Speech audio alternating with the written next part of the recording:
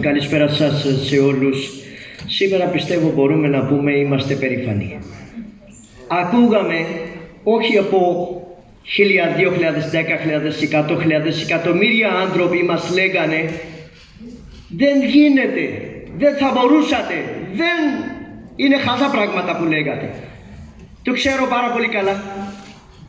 Μας λέγανε όταν μας χτύπαγε η Χρυσή Αυγή και πηγαίναμε σε αστυνομικά τμήματα μέρες, νύχτα μαζί με η Κατερίνα, μαζί με πάρα πολλά άλλα και μας η αστυνομία έλεγε ήταν μαζί μεταξύ ένα τσακωμό. Πόσο μεγάλη δυσκολία είχαμε. Πρώτο απ' όλα να πάω σε λεπτομέρειες, πρώτο θα πω είσαστε περήφανοι, είμαστε περήφανοι και περήφανοι είναι δικηγόροι μας. Έξω δουλέψατε εσείς, έξω δουλέψαμε εμείς, πιστεύαμε σε αυτό μας, γι' αυτό 7 Οκτώβρη και δικαστήριο και δικαιοσύνη και εκβέρνηση. Όλοι λέγανε η Χρυσή Αυγή είναι εγκληματική συμμορία, είναι εγκληματική ομάδα. Σε χαρητήρια σε όλους σας, σε χαρητήρια σε όλους μας.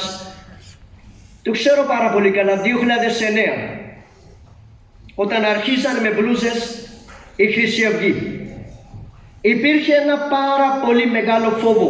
10, όταν κτίστηκε η Κερφά. Όταν ξεκινήσαμε Πακιστανική Κοινότητα Ελλάδος και Κερφά μαζί, πρώτο μεγάλο λάθος τι ήταν? Γεμάτο λεωφορείο, γεμάτες πλάτειες κόσμο ανάμεσα. Οι Χρυσιαυγίτες πηγαίνανε και χτυπάγανε και δεν μίλαγε κανένας. Αυτό ήταν ένα πολύ μεγάλο λάθος. Αν από αρχή λαός, εσείς, εμείς εργάτες, συνδικάτα είναι το μεγαλύτερο δύναμη. Το ξέρει και όλο το κόσμο. Αλλά μέχρι τότε δεν ξέραμε και είχαμε ξεχάσει. Όλοι εμείς. Μπαίνουνε 2 Χρυσιαυγίτες με μπλούζες, Χρυσιαυγοί μέσα σε ένα λεωφορείο, βλέπει όλο το λεωφορείο, βλέπουνε 40-50 άτομα, δεν μιλάει κανείς. Δεν ξέρουμε, μήπως θα μας χτυπήσουν και σε εμάς. Γι' αυτό το λόγο αυτοί οι εγκληματίες παίρνανε θάρρος. Μέχρι 2011, μέχρι 2012, όταν Ασπρόπυργο, Γκορίτσας, 37 άτομα σε ένα δωμάτιο, ήταν σπασμένα πόδια, κεφάλια, γεμάτα με αίμα και η αστυνομία τι έκανε? Ούτε μία απλή μήνυση. Ήταν τόσο δύσκολο. Κύριε Ζώτο, 1000 ευχαριστώ που μας λέγατε. Κύριε Καβαγιάννη, 1000 ευχαριστώ. Σε δικηγόροι μας λέγανε οπωσδήποτε να γίνει μήνυση. Αλλά πώς? Όταν πηγαίναμε σε αστυνομικό τμήμα, αν περιμέναμε η κυβέρνηση, τότε η Νέα Δημοκρατία, η αστυνομία να τους σταματήσει, και αυτό ήταν ένα πολύ μεγάλο λάθος. Γιατί 4 χρόνια, 4 ολόκληρα χρόνια, 700 με 1000 εργάτες, αρκετοί ήταν ξένοι και αρκετοί ήταν και τόποι, χτυπήθηκανε. Ούτε ένας από Χρυσή Αυγή δεν συλλήφθηκε μέχρι 2012. Τότε αυτή τη νίκη, 7 Οκτώβρη, που γιορτάζουμε όλοι και γιορτάζουμε και σήμερα, και έλεγε και ο Χάντιμ, πατέρα του Λουκμάν Σεζάτ, είμαι ανάμεσα μας. Και μου κάνει τύπωση όταν 7 Οκτώβρη, δεύτερη μέρα, μέσα σε Ελληνική Βουλή, η Δημοκρατία, Νέα Δημοκρατία, έλεγε εμείς κάναμε κάποιο ρόλο, γι' αυτό το λόγο κερδίστηκε αυτή την υπόθεση. Θα πω ένα πολύ μεγάλο ψέμα. Εμείς το ξέρουμε. Εμείς το ξέρουμε και δεν έχουμε ξεχάσει ποτέ. Η αστυνομία, η κυβέρνηση τότε έλεγε προχωράτε, είναι μετανάστες. Αν και θα κάνουνε δολοφονίες δεν περάζει. Εμείς το είδαμε. Μία υπόθεση, Νίκη Αρέδη, μαζί με κυρία Τοΐδου, Κατερίνα και δάσκαλοι, καθηγητές όλη νύχτα για το Λατίφ, για μία μήνυση. Περάσαμε έξω από η αστυνομία Νίκιας. Όλη νύχτα, μετά από 24 ώρες, αυτά τα πράγματα είναι απίστευτα. Απίστευτα.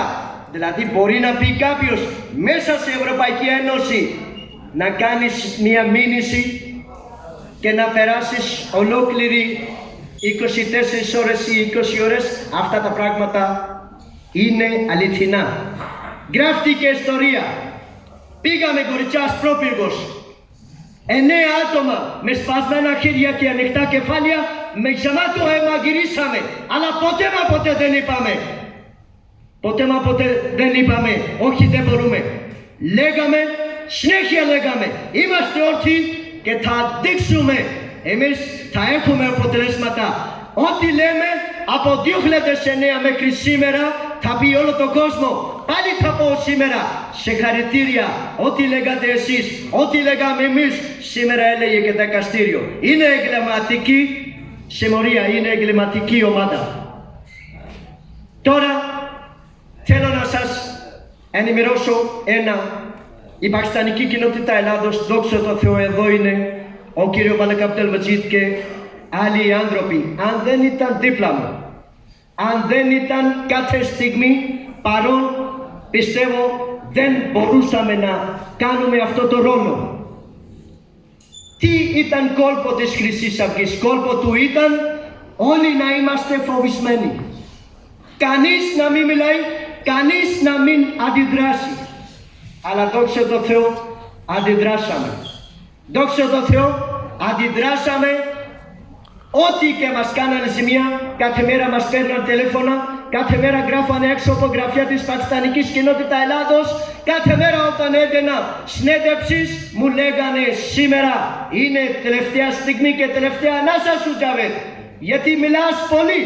Και εγώ έλεγα θα μιλάω μέχρι να τελειώσει φασισμό και ρατσισμό. Και δόξα τω Θεώ έχουμε αποφάσει, αλλά να το ξέρετε, δεν έχει τελειώσει φασισμό. Να μην νομίζετε, να μην δώσουμε αγώνα. Όχι, αγώνα θα χρειαστεί, αγώνα χρειάζεται. Ένα τελευταίο, γιατί μου έδειξε η κυρία Τριωδού, η κυρία Κατερίνα, έχω ολοκληρώσει 7 λεπτά. Ένα ντροπή που αισθάνομαι, ο πρέσβης από Πακιστάν, ο Χάλιντ Ουσμάν Κέσσερ, 5 φορές αντί να πει κάτι απέναντι του Χρυσή Αυγή, 5 φορές η Χρυσή Αυγή πήγε σε πρεσβεία του Πακιστάν. Και ο πρέσβης είναι ντροπή, μεγάλη ντροπή. Και ο πρέσβης πήγε για να δει Μιχαλολιάκος, γιατί θέλουν αυτοί να μην υπάρχει κοινότητα. Να μην υπάρχει κοινότητα, να μην υπάρχουν εκλογές. Γιατί παίρνουν δωροδοκίες, γιατί παίρνουν λάδωμα. Και γι' αυτό το λόγο λέμε, θέλουμε πρέσβη που να είναι άνθρωπος, να μην είναι συνεργάτη του Μιχαλολιάκου, να μην είναι συνεργάτη. Όταν όλοι ντρεπόταν και όλα τα ελληνικά ομάδες, ελληνικά κόμματα ντρεπόταν, αλλά δεν ντρεπόταν ο πρέσβη ο Χάλιντ Ουσμάν Κέσσερ. Ζητάω από τώρα, ζητάω από τωρινή κυβέρνηση, αυτά τα πράγματα που έχετε συνεχίζει, που κλείνετε στρατόπεδα, άτομα που δεν έχουν κάνει τίποτα από 1 χρόνο, από παραπάνω από 1 χρόνο, χαροπαλεύουν, ζητάνε φάρμακα, ζητάνε τα πράγματα.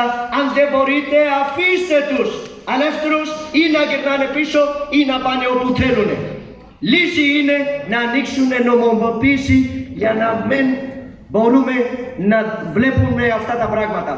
Ζήτω συνδικάτα, ζήτω κερφά, ζήτω κάθε Έλληνας και κάθε Ελληνίδα που απόδειξε εμείς μπορούμε και μπορούσαμε πάντα, αλλά να μην λέμε εντάξει τελείωσε, δεν τελείωσε, θα συνεχίσει η αγώνα μας μέχρι να έχουμε τελική νίκη. Ευχαριστούμε πάρα πολύ.